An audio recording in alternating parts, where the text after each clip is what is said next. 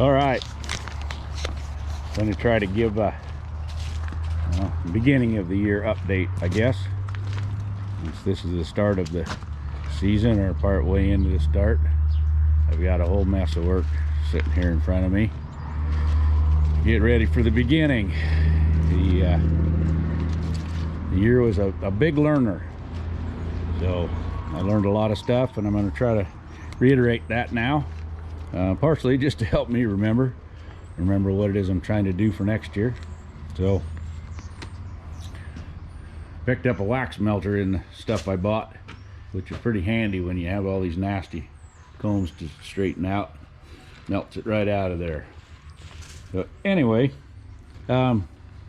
just a rundown. Last summer, one before this last one, I learned about bees watching YouTube, and I decided I wanted to do bees. A friend of mine had kept bees here at my place for a long time, and so luckily I was able to come home and go through the bees and look at what I'd seen the day before in practice, pull the hives out and pull the hives apart. Decided I wanted to do this. Studied more through the winter. In the spring I bought a dozen hives. I only had one make it through the winter that had been here originally, so I decided to pick up a dozen and start with that. Brought them home and split them, and they were supposed to all make their own queens and get started again, and away we go. Well, that was lesson number one. Probably they don't all requeen. They all made queen cells and tried, but weather got bad and they didn't make it back. So a bunch of them. So I had a number that did, but I also had some turn into laying workers and had to learn how to deal with that. So my conclusion with that is you're very much best off just to dump them out and move on, because it's a really hard to fix. I wasted a lot of queens and a lot of energy learning that they're hard to fix. So I tried a little bit of grafting, just getting started with it to try to make some queens, so that when I made splits I could put queens in instead of counting on them. And that was, I was doing some, it was working, but I had struggled with figuring out what size the larva to get in the beginning. So I built a long Langstroth hive that made it easier for me to tell how old the larvae were. Then I started grafting again, and then a local beekeeper, we were communicating, and he decided to try to help me get started making queens. So he brought me a pallet of mating nukes and brought me some bees when I needed them to put in it, and we decided we'd see what we could do. And I told him I didn't want to go all out. I wanted to learn my lessons on small batches and see where it went. Get my scheduling together was mostly what I wanted, but there were a lot of other lessons to learn. So one of the things I had solved was getting the right size larva, and I was starting to understand that and could pick them a little better. But what I didn't realize is how many bees it takes. So you have to put a lot of nurse bees into your cell builder. So remembering that all of my bees had been split already once earlier in the year, it took me a lot of hives to get enough nurse bees to put in the cell starter. So that's a big expense and a big drain on the other colonies. And then you need to take more bees out to put in the mating nukes, because the queen has to have support while she goes to get mated. So both of these put major drains on my bees, and Byron brought me bees, so that helped, but he could only afford so many too. So I also had problems in my cell starter. I didn't treat in there for mites because I had queen cells in there and a lot of young bees, and just didn't. Well, I ended up getting deformed wing virus, pretty severe in there, and it was showing up in my queens. Then I put in a couple of frames of brood, and I missed an egg or two, and they made a queen. So they tore down all my queen cells. Then I took care of that, and then a mated queen flew in from somewhere and decided to take over the colony. So that wiped out a bunch. So I learned a lot of lessons, and there are things I'm going to do different next year. One of them is I'm going to make my mating nukes larger so that the queen can actually lay some eggs in there and cap them before I take her out for sale or to put in another colony. This will replenish their supply on their own to at least some degree, and there'll be bees that were, you know, hatched right there in that colony, so they won't be as apt to try to leave.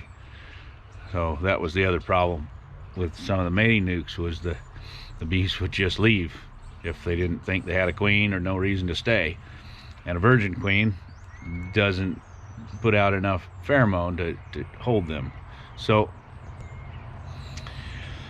that's going to help in the mating nukes.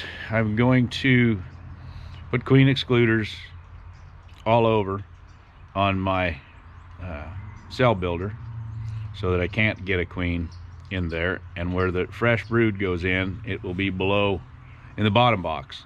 So there'll be a queen excluder between that and the queen cells that the ones in the upper box are trying to make. So that should help keep me from getting queens where they're not supposed to be. The other thing I'm going to do is I'm going to treat with oxalic acid every 3 days on every hive that is in my breeding program. The other ones that are out building and doing their own thing, I won't worry about treating them as often, but I'm not going to tolerate any Varroa whatsoever in my breeding program, where I'm trying to create queens that will last. The other is mating problems when the weather's bad, or the drones aren't flying or doing what they're supposed to yet. That means that the queens don't get mated. So, and the queens sometimes get eaten by a bird. Things happen to them. They get blown off course. They don't make it back. So there's always a percentage that you lose. So one of the other things that I'm going to do for next year is I'm going to buy the equipment to artificially inseminate bees. And that way I can pick the drones I want and make sure that they're mated right. The guys that are doing this are claiming they're getting queens that'll lay for 3 and 4 years. So that's the way the old queens used to. And if that's the case, then a lot of our problem with queens that aren't laying well for many years is that they're not getting mated well with the drones, either not enough or the drones are defective. So that's something that tool I want to pick up next year. They're not super expensive the way tools go, and they don't wear out. They're about $2,200, so it should be affordable. And then I want to pick up a better quality queen. I want to buy a breeder queen, and the breeder queen will be Varroa sensitive, so her offspring should help keep Varroa numbers down in the hive. There are a number of universities that have been working on this, and they're being quite successful.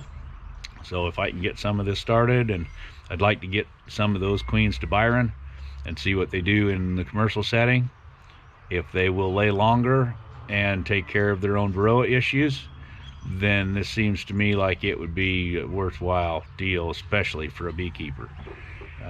These guys buy a lot of queens, or have to make a lot of queens every year to requeen every year.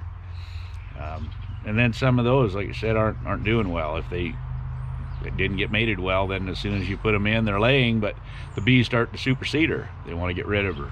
So anyway, that was kind of the way things went last year, and the adjustments we're going to try to make.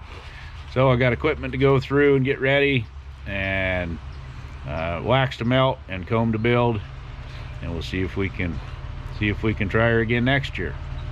So I want to thank everybody that donated to my GoFundMe page and everyone that shared it. It certainly is not going to stop me from working bees if I don't have funds coming in from that, and it's not designed to take money from anybody that is you know, has another purpose for it. But if there's anyone out there that wants to help with this, that has a concern for the bees and just wants to support, that's what it was set up for. So again, thank you to everybody that supported it, and hope that it gets shared a little more, and we'll see where we end up. So thanks.